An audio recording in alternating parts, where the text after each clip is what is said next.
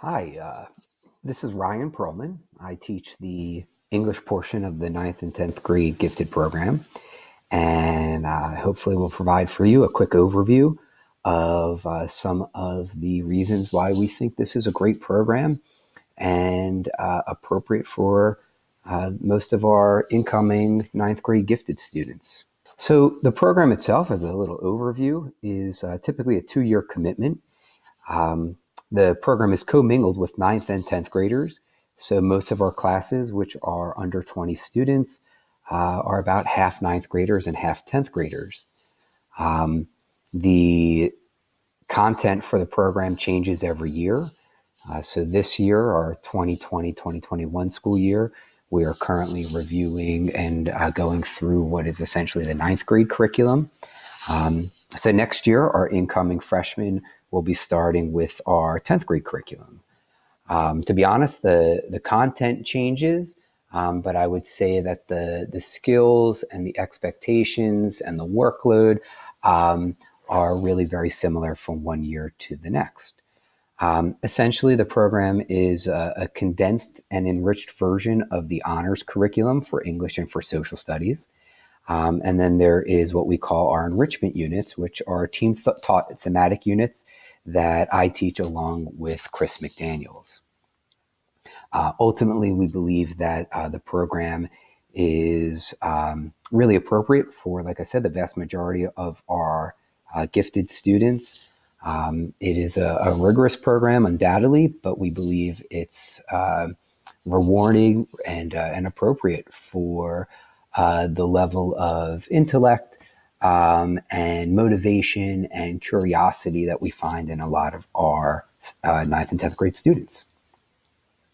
Really what differentiates this gifted course from the honors in content area is, as I said, rigor.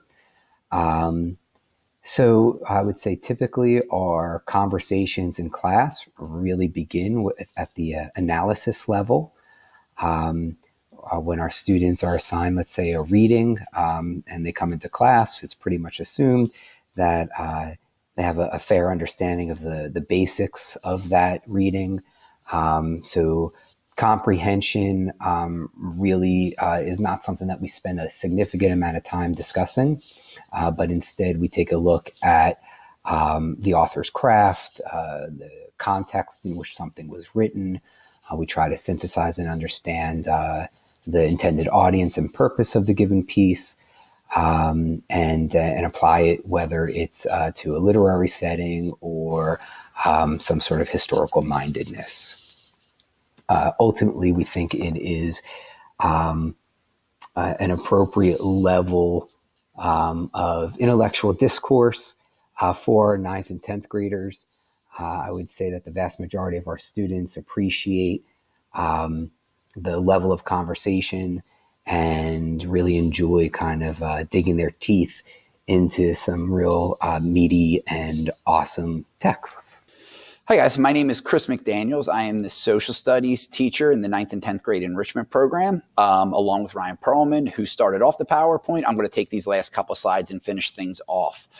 So who should take the course is a question we're often asked, and these are a list of things that we've generally seen that seem to kind of result in successful students. So firstly, students who are intellectually curious. When they come across something that they think is interesting or deep, they kind of get to Google and they're really kind of, they end up down a rabbit hole, maybe even off on a tangent, but they're looking to find out more and more and more about a topic. Secondly, students who are looking for a challenge. In some cases, students report that the pacing at the middle school is a bit slow for them, and they wish things moved a little bit quicker and were a little bit more involved, and I think we meet that challenge. Third, students desiring alternatives to the core curriculum. We'll cover the core curriculum of the English and Social Studies honors programs in about 50 to 60% of the time. And what that frees up for us is about 40 to 50% of the time to really dive into these enrichment units that I'll talk about in a couple of minutes. Good readers and writers. And we say good readers or writers, I think we mean students who are willing to do the reading and writing. Generally, the only students who have issues in here are students with work completion issues. And pretty much everybody who comes in willing to do the reading and writing, I think improves in both of those areas significantly. Lastly, I would say active class participants. The classrooms tend to be more conversational, tend to be more discussion oriented, where we're batting around ideas. So whether it's a small group or a large group, students who are willing to jump into those conversations with the full realization that like early on ninth graders are going to kind of sit back and observe a bit more, but we like to build towards them kind of being more and more involved in those conversations as the year goes on and as the 2 years go on. So now let's talk about our enrichment units. So these are the 3 enrichment units that we'll cover for next year, and they are bioethics, infrastructure, and the future of the Wissahickon School District, and invention and exploration. Just bioethics, for instance, is a topic we would spend 3 or 4 weeks as a large group talking about a bunch of different bioethical issues. Last year, for instance, we used organ donation actually as a way for us to build understanding as a large group. Then we generally break the classroom up into smaller groups, and they'll cover a topic. And then for the sake of bioethics, they end up at the end of that unit spending about 6 weeks doing a deep dive independent research on a topic of their choice. I would say last year, the one that really comes to mind for me is we had a student who basically got into the bioethical issues concerning what would happen if there was a pandemic or some sort of massive event that required healthcare providers and hospitals, mainly emergency rooms, to ration care.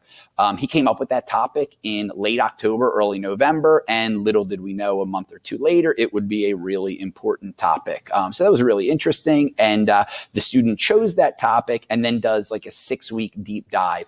Infrastructure in the future of the Wissahickon School District, we take a look really, really closely at the community and what we have and maybe what we need. And the students ultimately propose an infrastructural change to the community, and they have to back that up with a lot of research.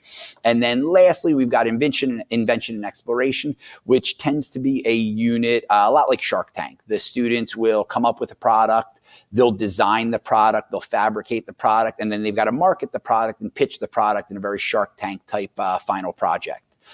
We do all of these in addition to covering all of the honors, English, and social studies content. Why should your child take the course? According to us, 9 out of 10 students report that it is the highlight of their day and the teachers are brilliant and witty. Look, obviously tongue in cheek, but I do think one of the things that are really nice, that's really nice about the program is the 2-year nature of it. Over the course of the 2 years, we get to really know the kids who are in the program well. And when you build that really nice relationship, that really nice rapport, it sets up for lots of opportunities to get to know them and push them academically and intellectually in ways that I don't think the normal program does. So I hope that helps. If you guys have any questions, please feel free to reach out to myself, Chris McDaniels, or Ryan Perlman via email, and we'd be willing to answer any questions you have or even have a conversation if it comes down to it. So lastly, thank you very much for taking the time. Hi. After the students leave 9th and 10th grade, they will come to me. I'm the 11th and 12th grade gifted support teacher. My name is Cindy Pronko, and this is about my 15th year at Wissahickon. For about half of that time, I've been the 11th and 12th grade gifted support teacher. I'm also the AP capstone teacher, the Wissahickon academic quiz team sponsor, and the online courses site coordinator. In 11th and 12th grade, we use what we call a talent development model. So I'm here to support the students and help them find opportunities in and out of school that will allow them to discover, enrich, and enhance their skills and talents before they leave for college. We do this in 2 ways. First is through individual support. So I serve as their home base for questions, any stress busting, writing support, but I also help with the course selection, any alternative coursework should that be necessary, with their college applications throughout the junior and or senior year. And also we try to help set up IEs of personal interest. Outside of school, I can help them look for programs, competitions, internships, or summer opportunities that will further help them develop their skills and talents. We also try hard to continue the group support that started in 9th and 10th grade with the peer-to-peer relations. So we hold gifted lunches about once a cycle to foster those 11th and 12th grade connections. I also have a small homeroom, and the seniors really enjoy helping the younger students once they've gone through it, to help the younger students with the college application process. Whether that be helping them with their essays or being someone that they can visit when they go to campuses. I also teach the AP Capstone program, as I mentioned, and that is an inter-grade class as well. So there are 10th, 11th, and 12th grade students welcome in there. You don't have to be gifted to be in that program, but it does serve the interests of a lot of gifted students because they get a lot of choice in investigating real-world issues that they're interested in. If you have any questions, please don't hesitate to reach out to any of the three of us. For now, I'm going to pass it off to 4 fabulous seniors, class of 2021, who have gone through the gifted program and are going to tell you about their experiences.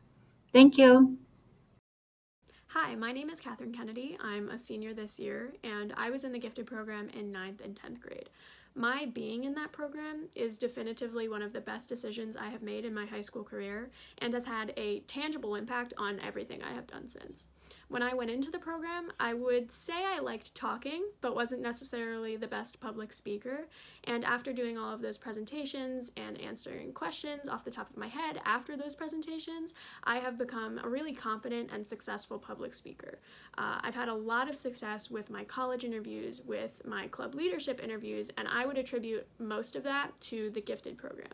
If you are a little fearful of presentations or you think you can improve your public speaking skills, I would recommend the gifted program with my entire heart. It is one of the fastest ways to develop those skills, which will serve you for the rest of your life, regardless of what field you go into. And I cannot recommend the gifted program enough. And gifted is more than just the amazing classroom experiences you will have over the course of 2 years. It's about what it will instill in you for the rest of your high school career and the bonds you will leave that classroom with. You're going to walk into junior year, whatever combination of APs you are or aren't taking, or any honors classes that you might be taking, really fully prepared. And that doesn't mean that, they won't be challenging courses, but you're going to walk into there having essential skills for presentations, understanding the expectations, the level of rigor, and how to succeed and even thrive in those environments. And the bonds you walk away with too are just as important. Countless students like myself over the entirety of our high school career lean on Mr. Perlman and Mr. McDaniels for advice about classes, class work, and they know a lot of the teachers you're going to be working with in the next couple years. So they're going to be able to give you the kind of guidance and also the kind of friendship between a teacher and a student that is invaluable for the entirety of your high school career. Hi everyone, my name is Olivia Welsh, and like the other students on here, I'm a senior. I remember being in your position, and the thing that I was really concerned about was the workload of the gifted program. I was worried that I was going to be stressed all the time. I want to reassure you that gifted is not all-consuming. I had plenty of time to play a sport year-round and participate in clubs. Mr. Perlman and Mr. McDaniels, and later Ms. Pronko, are there to support you and help you develop as a student, not to crush you with extra work.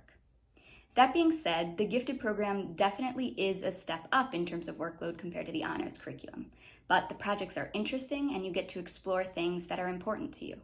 I wholeheartedly believe that every effort you put into the program pays off. One of the unique things about the gifted program is that it combines freshmen and sophomores in the classes, and I think that this is a true asset. The sophomores are incredibly helpful as you start your journey to high school. And they will support you as you adjust to the expectations of the gifted program, and you have a chance to build relationships that will help you through all 4 years of high school. And when it's your turn to be a sophomore in the gifted program, you will notice a dramatic increase in your confidence in yourself and in your schoolwork, and you will be prepared to help the younger students.